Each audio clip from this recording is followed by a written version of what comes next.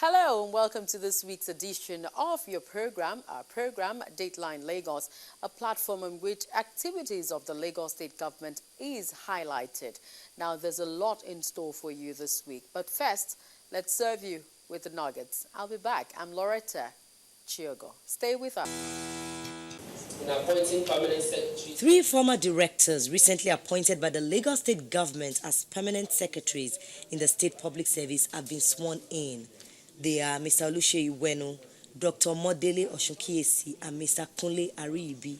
The governor, Mr. Babatunde Fashola, who presided over the swearing-in ceremony at the Executive Council chambers of the Lagos House in Ikeja, told the gathering that the state government is examining ways of making the rules more flexible to allow more talented and young people to rise to leadership positions.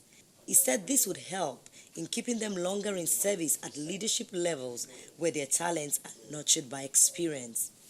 While congratulating the new appointees, Governor Fashola charged them to discharge their duties without fear or favor.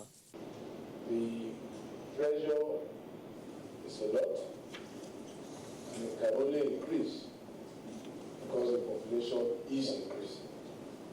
The demands are also increasing.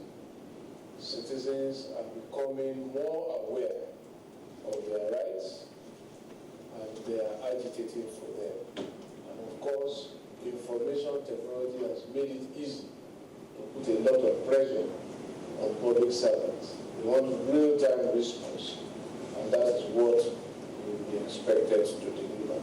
I wish you the very best of luck as you undertake your new responsibilities. And I hope that you will return the confidence and the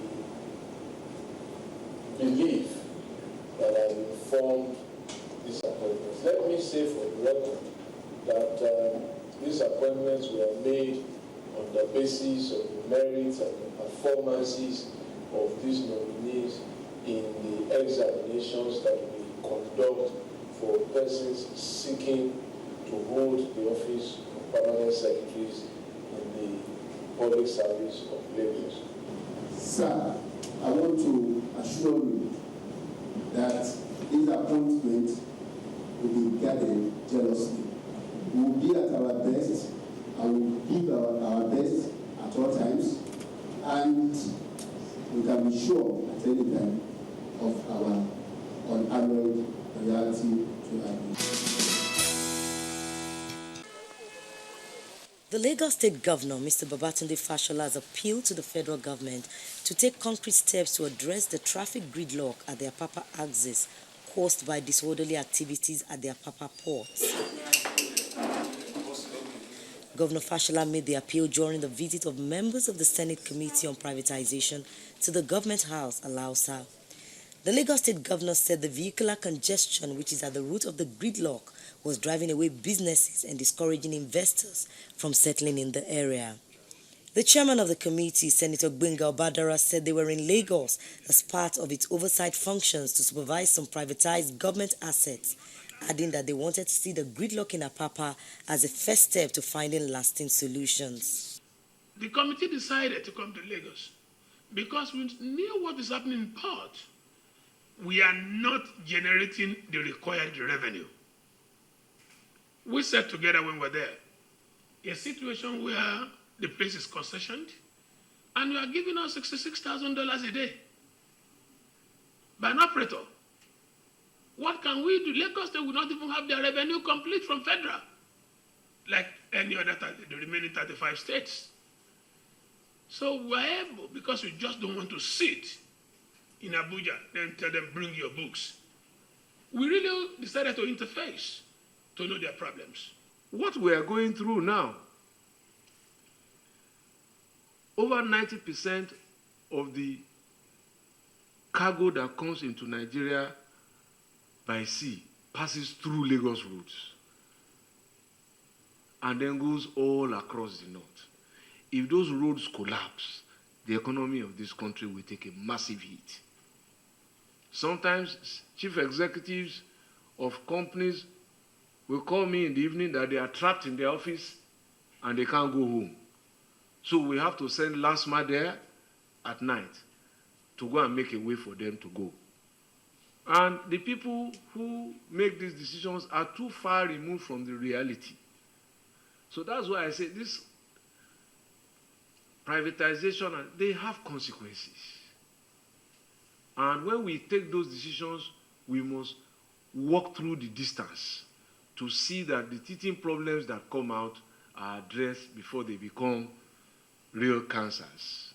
So how does the concessionaire, I am told, shut out vehicles from the normal parking area designed into the port when it was built in 1908 or 1913, or when was that port built?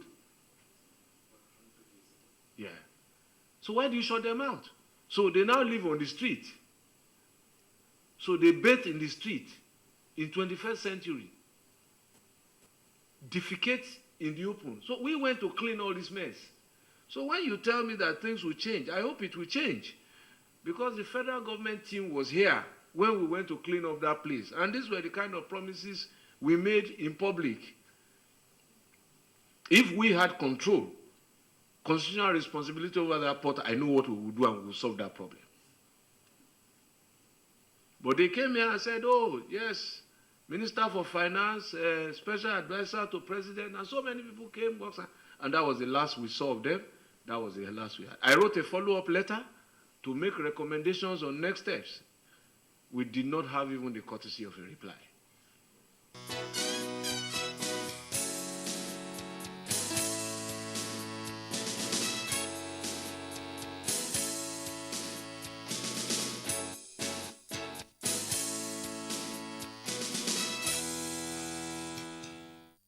You're welcome back. We begin this segment with health issues. Now, if you are a goiter patient, our next report may be good news for you. This is because the Lagos State government, through surgical intervention of the Goiter Control Program, is offering free surgical and treatment to affected people.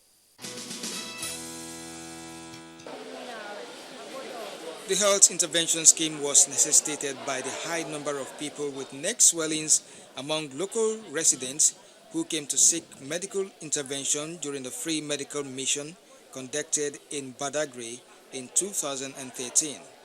In the first phase of the intervention program, 48 people will undergo surgical treatment free of charge. I am happy that we started the intervention in the primary health care centers across the local government.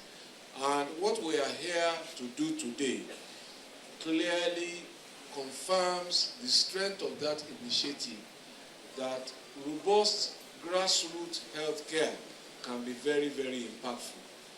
For most of the beneficiaries who could not afford to pay for the treatment, this is a timely intervention. We appreciate our excellency. We thank you so much because you've met our needs. We've been to various places. We've been to so many hospitals. Like of myself as an example, I've been to Cotonou for a series of tests. And I was asked to pay some amount of money, which if I converted it to our money here should be around 130,000. But due to the financial aspects, I could not meet up. But I thank God for what God has used you to do in our lives. Because if we are to say one or two things, I think we promise and we fulfill. Governor Fashola took time to check out the facilities and patients who are already undergoing treatment at the center. For all the cases that we have seen, it wasn't something that could be done at the local level in Badagry, so we've moved them to Lasut, which is a tertiary specialist facility, and they had to be accommodated in a hotel close by to prepare them for examination. In addition to what we have done here, clearly we've decided now to expand the scope of our primary health care mission, like the one we had recently in Ojodu, from diabetes, hypertension, HIV screening, dental surgery, hernia, to goiter surgery now across the state as we move forward. Goiter means the gland is swollen. You could have a swollen gland and be normal, okay? because in hypothyroidism, that's where you have more of the swelling occurring, and that's because there's deficiency of iodine in the patient system. Those that require surgeries are those that have complications of that swelling. For example, if the swelling is so gross, it could press on a nerve in the neck and affect their speech. They have hoarseness, they begin to talk like, or sometimes it compresses on their trachea and they may have difficulty in breathing. Okay, so when you have complications like that is when you now determine to have surgery, all right? No, like we did say, one of the common causes of this is low iodine intake. But say, you can't come out fully because it's a bit unusual for that area. And that's why the second set of investigation we are doing is a survey, community survey. That one, we're going to interview members of the community. We're going to take samples of the food, samples of soil, take samples of urine samples from children to check their level of iodine for us to actually determine what is causing it in that area. It's when you know what it causes, you can design how to prevent it. I've discovered it since 1997, but it's not up to this. It gradually comes up. So later, we went to General Hospital for a series of tests. So we were placed on drugs. Kyberoid and some other drugs has been taken for years. Just for everything we discover is growing more. Apart from surgical intervention, the exercise is also aimed at creating the awareness for preventive measures that will reduce the prevalence of the disease, determine those patients that are more suited for the treatment with drugs, and provide selection criteria for patients more suited for surgery.